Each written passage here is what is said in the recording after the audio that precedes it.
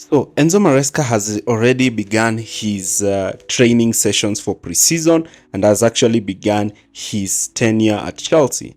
We can see from the clips how he's very intricate with his training, he's very tactical, and he's looking to bring out the best of this squad. But our video and our topic of discussion today is not going to focus mainly on Enzo Maresca's first training session at Chelsea, but rather we are going to try and look at Chelsea's latest signing, Marc Guiu.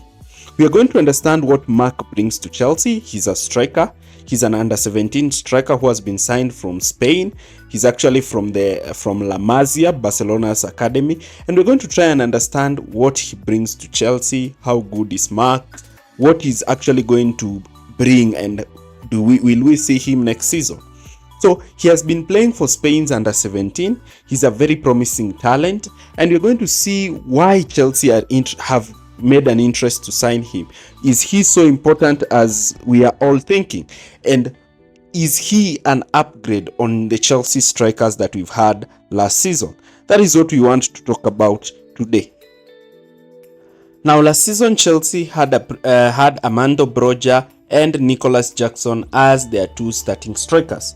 But it looks like Broja will be departing Chelsea or has departed Chelsea. You know, Chelsea has a lot of players, so sometimes you might even forget which player has departed. But Broja actually departed on loan to Fulham, but is most likely not going to continue, with rumors indicating that maybe AC Milan want to go for him. So Marc plays two positions. He plays as the central number 9 position, and in his last 2 games in the Spain's under-17 team, you can see he's a player who's on form. He's a player who is a traditional striker. And looking at some of his few stats that we are going to look at in this clip, is that you'll realize that he's a traditional striker. He's a striker who's like an Erling Haaland, but he's not at his level. He's a striker who cannot get too involved in the game, but rather is a striker who is just there to score goals. That's all he does. He's even contented to having 10 or 15 touches in an entire match, provided that he gets a simple opportunity to score a goal. Before we start our analysis, do not forget to like, share, and subscribe to our channel. Now, we want to delve and look at his key attributes, tactically analyzing his gameplay and his philosophy of play. We are going to look at all his attributes and analyze how good he is. Now, the first attribute that we are going to try and look at is his positioning. Now, you'll notice that he knows how to position himself, whether it is between center backs or full backs. He knows how to look and check lines so that he can place himself in a position whereby he's able to finish. Look at how he knows how to position himself. He knows when to actually make blind runs behind the center back, and you can also see how he knows how to excellently scan the pitch. Once he sees an opening, immediately he's looking to run and actually attempt a shot on goal. Another thing that you'll notice about him is that he knows when to actually make runs between the fullback and the center back, and then you can see again he has moved from that position and he has moved in a different position. So he's a player who understands this number 9 position well. What helps him is his positioning, something that I don't think Jackson has been good for with Chelsea, because as a striker, especially as a penalty box striker, that is where he's most deadly. So whenever you will see Chelsea looking to attempt a cross, you will see him making that run towards the near post. That is where he's aerially dominant, and that is where he usually likes to attack. And you will also see him making those runs and trying to position himself so that he can be in a position where he's able to actually create a tap-in and actually score a tap-in. Making those runs in the near post is something that we've seen a player such as Erling Haaland making this season, and a player like Ollie Watkins. Now, when you are as a striker, your movement is very, very important. And looking to attack the near post is something that he will do majority of the time, though he's not quite perfect in this, and he's something that he's learning. But it's something that can be coached, and he can actually, a manager can get the best out of. And the near post attacking strategy is something that top strikers look to perfect, because you know sometimes the cross, when you expect it from the far post area, it can actually go beyond you. But if you have a crosser of the ball who's very good, maybe you have a Reece James crossing or a Gusto crossing for you, then you are more likely to get a very nice position when you're looking to try and attack that near post. And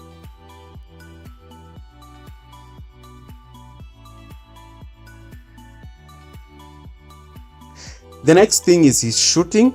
So his shooting is not quite there. He's very adept at shooting long range shots. It's something that he's been doing. He likes to shoot with power and attempt those long range shots, those shots from outside the box, something that we've not seen accustomed to a player such as Nicholas Jackson. He's a player who's not afraid to actually receive the ball on the edge of the box, and he's a player who likes to just shoot once. You know, Jackson sometimes hesitates, he wants to dribble past the goalkeeper, but this is a player, when he gets the ball, his first instinct is to shoot, something that Chelsea have not had in plenty, especially with Nicholas Jackson. However, his shooting is not also quite ready yet. I've told you he's a very young player, so he's really trying. Sometimes he shoots off target, something that you are most likely to expect from young players, but at least he's a player who likes and wants to engage the goalkeeper. So his shooting is not quite the great. He's good. His shooting is good. His instinct of attempting to shoot is good, but it's something that needs to be worked on the training pitch, and he can actually even learn from other senior players.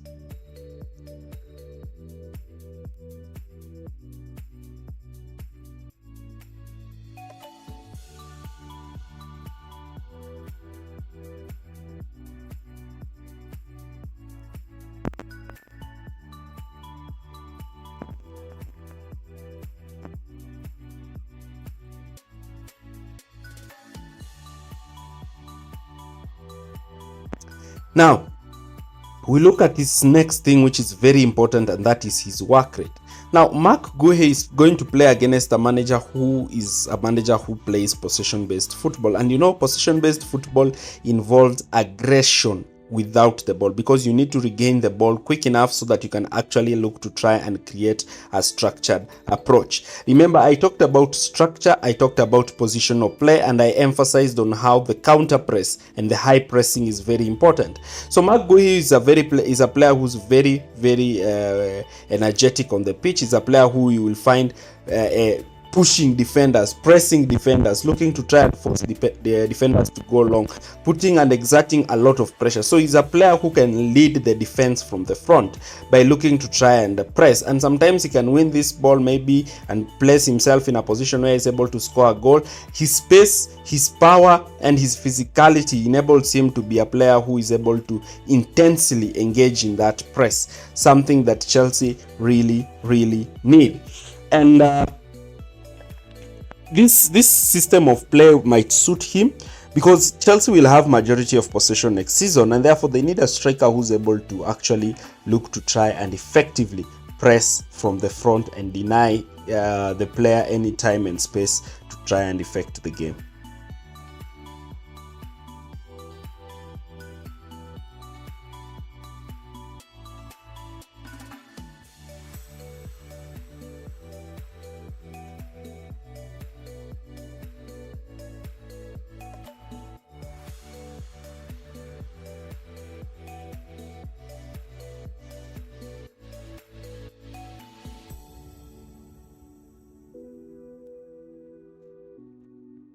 The next power is his movement, and this is his ability to actually look to try and position himself either in between the center backs or between the fullback and the center backs. This is relative to the position and the team is operating in. If the team is looking to create overloads down the right hand side, then you will see him positioning himself between the right center back and the right fullback. If the team is looking to do that down the left, he will know how to do it. He's a player who understands movement, making dummy runs, making dummy overlaps, dropping deep dummily so that he can create confusion in the backline. Another thing that we need to know is about how he can improve, especially his improvement when it comes to moving. Sometimes you might find that he is moving in the wrong direction. Sometimes he might be looking to try and move in a position where he's relatively going to actually not contribute to something that is going to give the team some space, especially during attack, and this might actually create a lot of problems for his teammates.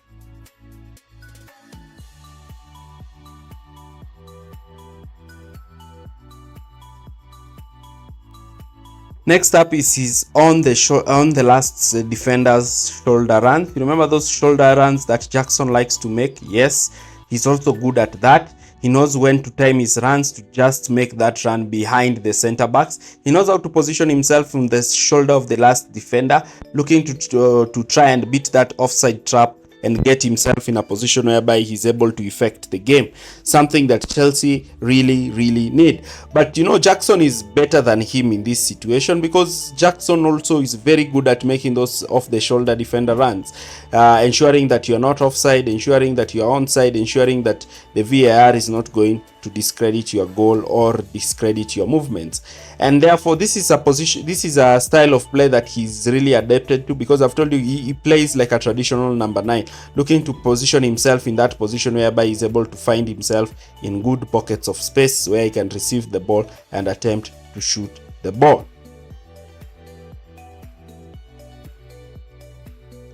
Now, another thing that he will improve, and I think he needs to improve, is his physicality.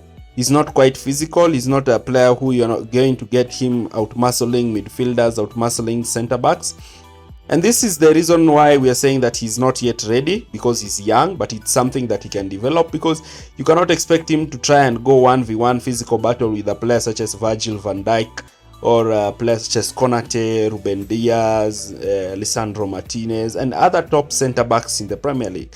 But because he's young, he can actually learn and actually improve his physique, especially around players such as Jackson, and he is able to learn how to do it. Though I do find it that it might take some time because of his age, but through a lot of practice he's more likely to improve this department of his game, because his overall game performance in that department is quite great. And sometimes he will use his intelligence to beat defenders rather than his strength, and that is also something that makes him so great. Now, when you complement that together with his ability to position himself physically and impose himself on the pitch, you are looking at one good striker for the future for Chelsea. And Chelsea need to harness this potential and look to improve his physical side of the game.